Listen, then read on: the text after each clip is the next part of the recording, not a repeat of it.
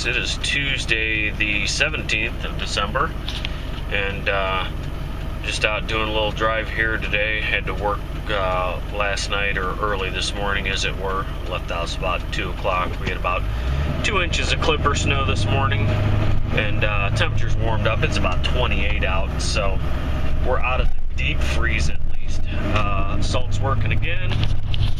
Roads are clean, but we got a lot of snow. But we're forecast for some rain on Friday and like 48 degrees, which there's no way it'll ever feel like it's 48 degrees out here with this much snow on the ground. I'm sure it'll be warmer, but I've got one place that I plow that's only for Saturdays, and last Saturday morning, of course, we had a snowfall. Holy shit, look at that. That's not good. A little fire action there, it looks like. Sorry, I'm easily distracted. I plow a retail place on Saturdays. It's actually for Habitat for Humanity, which, for those of you who don't know what Habitat for Humanity is, they build houses for people who can't afford or unable to get a loan to buy a house through whatever circumstances. Usually single parent type deals or lower income families type deals. So they have this store and people can donate all kinds of materials to it, whether it's construction materials or plumbing, electrical, you name it.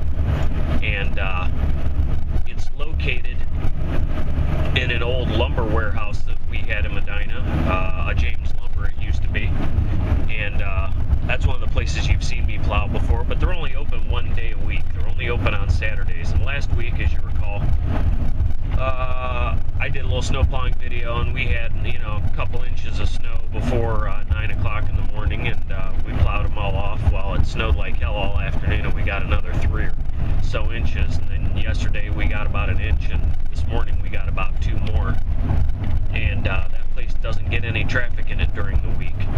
And with the warm up and the rain in the forecast, I'll need to get over there and get that parking lot scraped off. Otherwise, I won't be able to move it come Saturday if there's anything left of it, which I'm certain there will be, because there's probably 4 or 5 inches of snow on the parking lot as of today.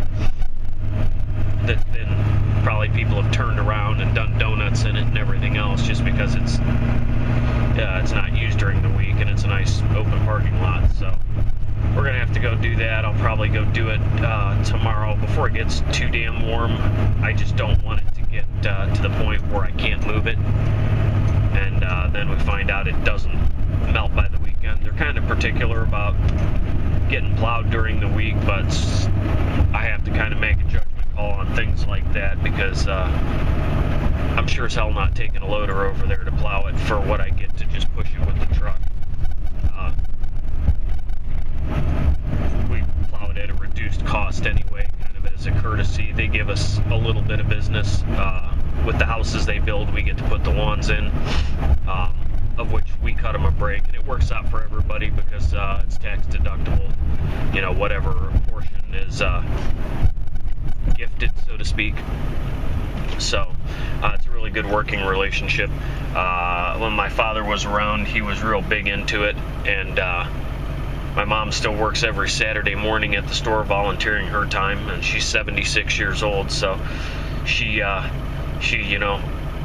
helps people find things and works the cash register and does all that kind of stuff. So it's good all around. They have a lot of volunteer people that work there, and mostly retired folks. There are some people, I don't think there's anybody my age there, and I'm on the upswing of 40. So most of them, like I say, are retired people that just really want to give back and enjoy being around the people that are there. There's a lot of really nice people there that are just really good folks. And it's a cool place. Maybe sometime I'll take you guys in there. They have so much reduced cost building material there. It is unbelievable.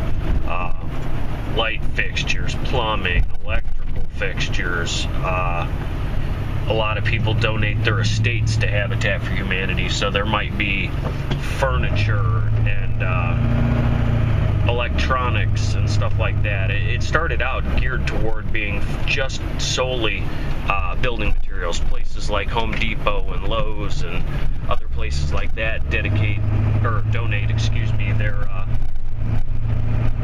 I don't want to necessarily say discontinued merchandise, but overstock merchandise, especially around the end of the year with tax time coming up, because they'll have to pay property tax on stuff, and if it's not selling, a lot of times they'll donate it because it's cheaper to donate it than it is to pay the property tax on the stuff. So, but again, a lot of that has to do with discontinued or just stock that they're not going to carry anymore. So they get a lot of that stuff, and a lot of it's brand spanking new stuff too. We're not talking used stuff. So just like to take care of them real good when I can. And we're not forecast for any more snow after tonight. They said maybe an inch today and maybe 1 to 2 tonight. With the warm up and the surplus of salt that's now on the parking lots from the deep freeze that we had. It's just now starting to work real good, but those parking lots are going to be really briny, so they're probably not going to accumulate much, although I could be wrong. The storm we got the other day, they're predicting 5 to 8 inches off of, I guesstimated us to get 3 to 4, and that's about where we landed even after the cool down. The rain probably had a little bit to do with smushing that down, but yeah, so I watched a couple videos this morning. Saw a Bronco Carl 92 video. If you guys aren't subscribed to him, go check him out. He did a block heater plug and cord set for his, he's got a Dodge Ram with a Cummins in it, and he found a kit online that comes with the cord and a bracket to mount it in the bumper, so you don't have the dangly little cord hanging there that you got to tuck in behind the bumper and make sure it's not covered with snow and ice and garbage like that. So he did an install on that. That was pretty cool. I wish I would have found one of those before I put the $10 cord end on mine, but that's neither here nor there. If it ever craps out again, maybe I'll buy something like that. I do like the fact that it has a door on it like a trailer light plug receptacle does, where it has a gasket on it and it covers it up. It keeps all the snow and slush out of it. So maybe someday we'll do that. And I saw you put a nice blind on the front of the truck to keep the cold air out of the radiator. Super Duty gets warmed up pretty good. Oh, look at that. By the funeral home, see the big, well, it's kind of hard to see. There was a big bare spot in the grass back there. That was my leaf pile from this fall. They didn't get it sucked up, but they must have gotten the trucks out today and started sucking up leaves to finish it up. That had to be an absolute disaster. So that's good to see. But yeah, those winter fronts that cover up your grill, Super Duty doesn't get real cooled down. It cools good. I've never had the truck run hot even when towing heavy in the summer, but it warms up. Just something about this motor in general, it warms up real good. I know the 6.4s are awful for warming up. A buddy of mine bought a bunch of those to put in his fleet, and when it would be down around 20 degrees, that truck would go into a high idle that was just ridiculous, and it still wouldn't make heat. Any of them. He had like 4 of them. So the Duramax, it will not make heat in the wintertime hardly at all unless you put the cover on it, and you can plow snow all night. Trans temperature will never hit 150 degrees. The engine temperature, if you don't have it covered up, will never hit 200. It'll never really get warm. So always good to add stuff like that when you're dealing with that. I guess you could go with the old standby cardboard, but Duramax, when you buy them new, they used to come with a winter front that was made to fit. That had little bendy tabs and snaps on it that worked really sweet.